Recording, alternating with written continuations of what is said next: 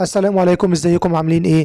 النهارده هنشاهد في هذا الفيديو تصريحات وسام ابو علي بعد الفوز التاريخي للنادي الاهلي على فريق شباب بلوزداد الجزائري في دوري ابطال افريقيا العام 2024-25، والتي احرز فيها وسام ابو علي هاتريك ب3 اهداف. واذا عجبكم الفيديو يرجى الضغط على زر الاشتراك وتفعيل زر الجرس ليصلكم كل ما هو جديد. إذا بعد هذا الفوز التاريخي للنادي الأهلي بالسداسية معنا بطل هذه المباراة النجم الفلسطيني وسام أبو علي بكرة الهاتريك. وسام، ألف مبروك على التألق، على الفوز، على الأهداف.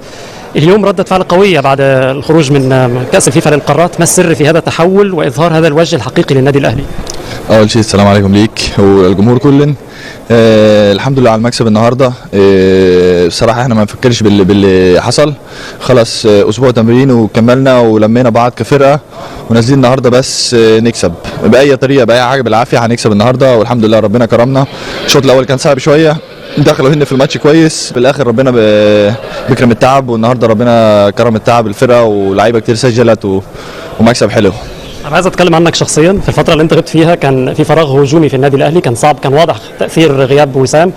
اليوم لما بيعود وسام ويبدأ أساسي هاتريك، وكان دايما وسام بيقول إن اللاعب اللي من نوعية وسام لازم يكون في الملعب 90 دقيقة 120 دقيقة، مش مهم.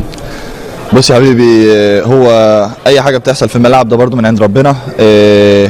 مش انا بحط التشكيل ولا اي لعيب، هو الراجل، وانا بعرف بس لما انا انزل على الملعب انا هعمل اللي عليا وبالباقي هيكون عند ربنا.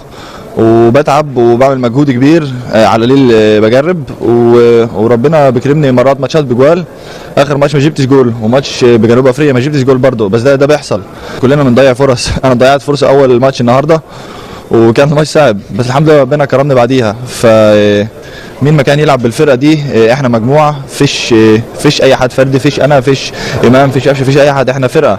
يعني النهارده انا مش هسجل من غير الاسيستات ومن غير الباصات، فالحمد لله ربنا بيكرمني. وانا هكمل التعب عشان ربنا يبدا يساعد الفرقه برضه.